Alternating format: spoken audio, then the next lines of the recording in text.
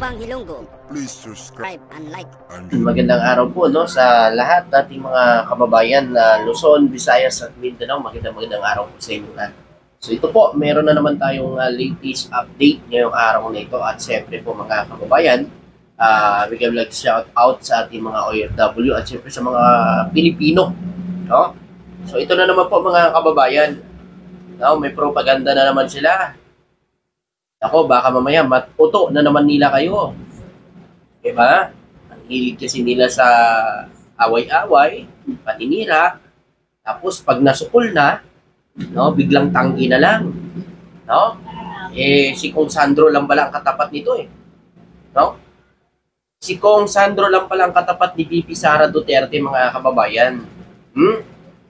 Alam nyo sa lahat nating mga kababayan, sa lahat nating mga viewers, bilang isang anak, no, meron kasi nagsasabi na tinutuloy siya pa si Kong Sandro Marcos dahil siya pa daw ay suwail daw na anak dahil hindi sinunod ang kanyang ama na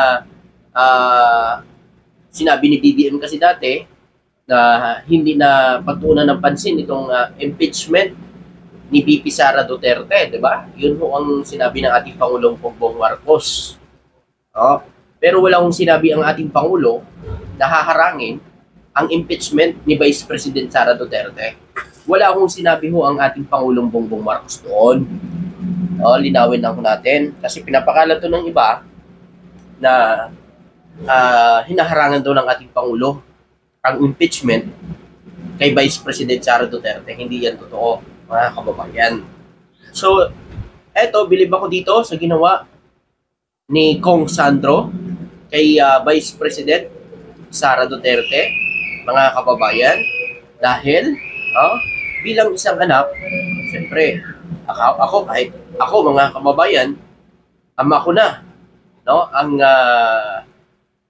binabanatan, ama ko na, no, ang ginagawa ng mga akusasyon at ama ko na yung pinagsasalitaan, binabato ng mga masasamang salita.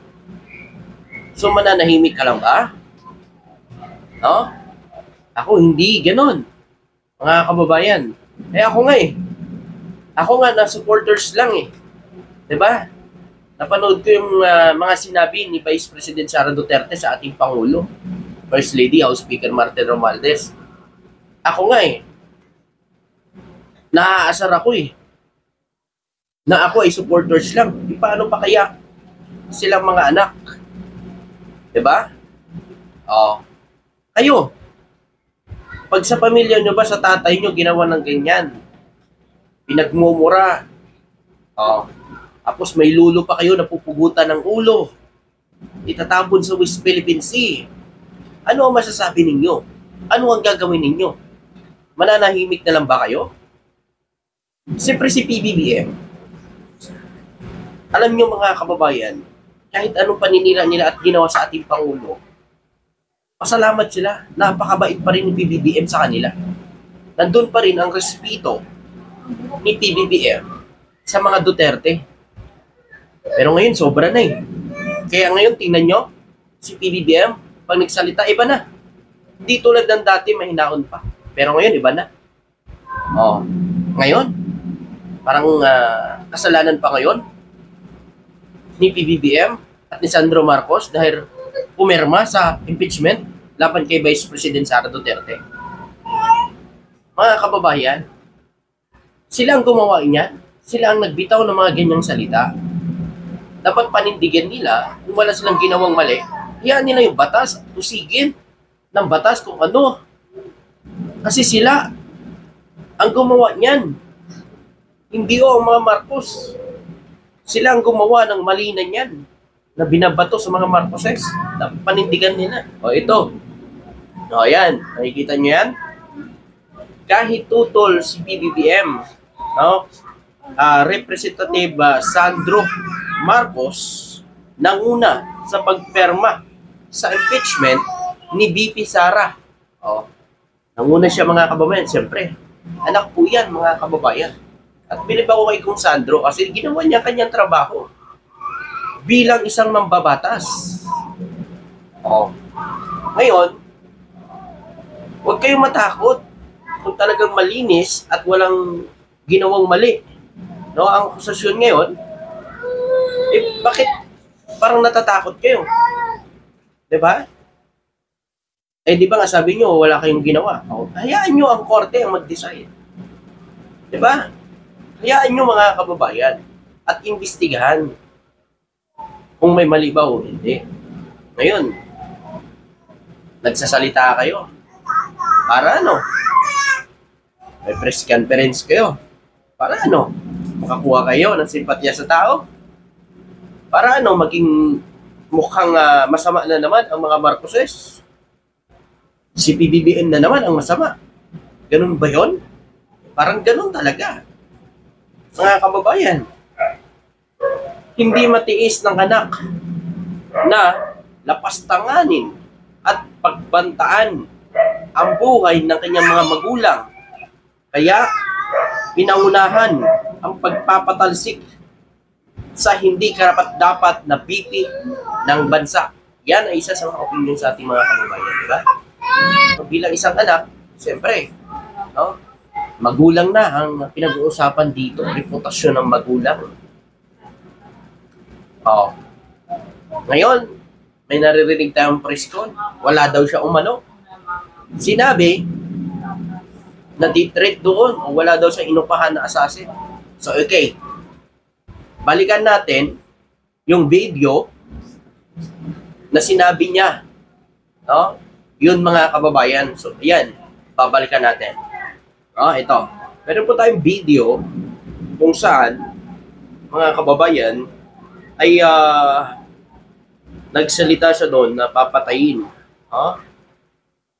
May inupahan siyang papatay kay First Lady, PBBM, at House Speaker Martin Romualdez. Ito. Ayan, pakinggan nyo. Ako na tao. Sinabi ko sa kanya, kapag pinatay ako, patayin mo si BBM, si Lisa Araneta, at si Martin Romualdez. No Narinig nyo? Tuloy natin. joke. No joke? No joke. No Nagdilin na ako, ma'am. Pag namatay ako, sabi ko, huwag ka tumigil hanggang hindi mo mapatay sila. Kita sa media, di ba? Di ba sabi niya, pag may nangyari sa kanya, meron na daw siya kinakusap na papatay kay Marcos at saka kay First Lady at saka House Speaker Martin Romualdez. So anong sinasabi niya ngayon, mga kababayan, na wala siyang sinasabi? Na ngayon, yan naman ho ang inalalabas ng mga tuta nilang mga vlogger. Etong ebidensya na video na to, ano to? Mga kababayan, hindi ba matibay na ebidensya ito para sa kanya? Na meron threat dyan sa sinabi niya? Yan kasi. Ingat-ingat din kasi magsalita. Tapos ngayon, parang kayo pa ang biktima? Parang kayo pa ngayon ang inaapi? Ano yun? Diba? Parang feeling api pa sila ngayon. Sila na nga ang nang-api. Parang sila pa ngayon ang inaapi. Wow. Ang galing. Ang galing. Ang talino nila pagdating sa mga ganyan. Grabing strategy. Mga kababayan. So ngayon, ito naman po ang naging pahayag niya, mga kababayan. Ukol dito, sinabi niya po dito, mga kababayan, na wala daw threat na nangyari. So ito, pakinggan natin. I did not make an assassination threat to the president. Ito yun, narinig nyo? Wala daw assassination sa ating Pangulong Bongbong Marcos. Tuloy natin. Sila lang nagsasabi niyan. Sila lang nagsasabi may assassination. Sila nagsasabi may assassin, may gunman. Next, could you repeat? Not say that. Not say that. Ulitin natin, mga kababayan, yung sinabi niya. Ulitin natin. May kinausap na ako na tao. Sinabi ko sa kanya, kapag pinatay ako, patayin mo si BBM, si Lisa Araneta, at si Martin Romualdez. No joke. Ano yun? Ano yun? No joke.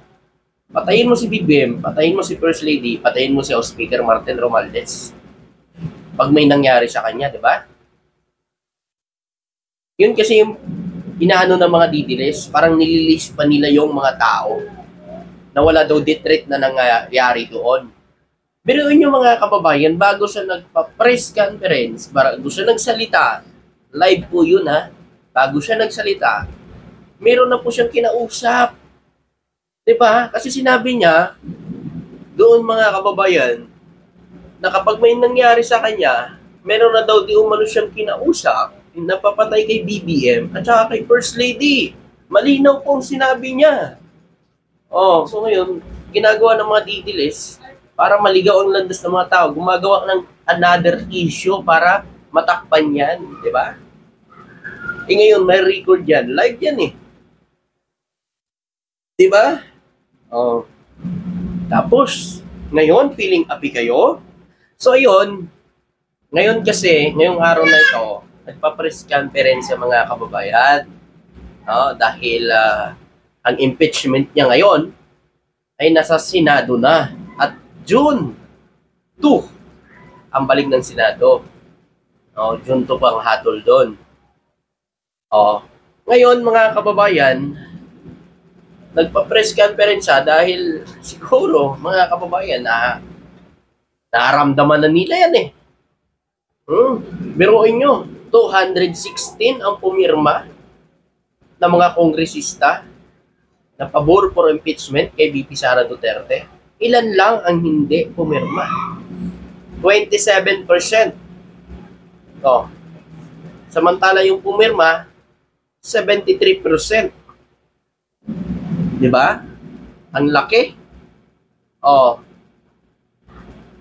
Ayun kasi, mga kababayan, ngayon, meron nun silang pinapalabas, mga kababayan, na meron daw di umano, bigayan sa mga kongresista, sa mga pipirma umano, meron daw sila umano matatanggap na 150 million. Ayan, nakikita nyo? Kaya dapat ma-actionan doon ng gobyerno. Sabi niya dito, mga kababayan, ayan, lagay ko sa screen. Grabe! 150 million each to impeach VP Sara Duterte. Diba? Yan ang sinabi niya, ang caption niya. Kaya, isa lang ang masasabi sa gobyerno ngayon, kay PBBM at sa mga kongresista, aksyonan po nila ito. Dapat makita nila yung vlogger na ito. Ipatawag din nila ito. Kasi, nagpapakalat siya, mga kababayan, ayon na naman kay Maharlika. 150 million umano each. Bawat isa. Na mga pumirma. Para ma-impeach daw si VP Sara Duterte. Diba? Yun ang issue nila para matakpan na naman. Ang issue ngayon for impeachment kay VP Sara Duterte. Diba? Ganyan katilino yung mga didiles. Ganyan kaagad yung bato nila. Kaya nga sabi ko, sana ma-actionan kaagad dito ng Kongreso. Itong mga nagsasabi na 150 million each, dapat ma-actionan dito ng gobyerno, mga kababayan. Kasi, sinisira ko nila eh. Sinisira nilang kongresista, yung mga congressman natin. Diba? Ito, lalo na to. Ayan. Na-fake news na naman sa ni Maharlika. Nasa ibang bansa yan eh. Pero nyo, nagsalita lang sa kagad 150 million each. Wow, grabe ang lupit. So yun po, maraming salamat at magandang araw po sa inyo lahat. Thank you.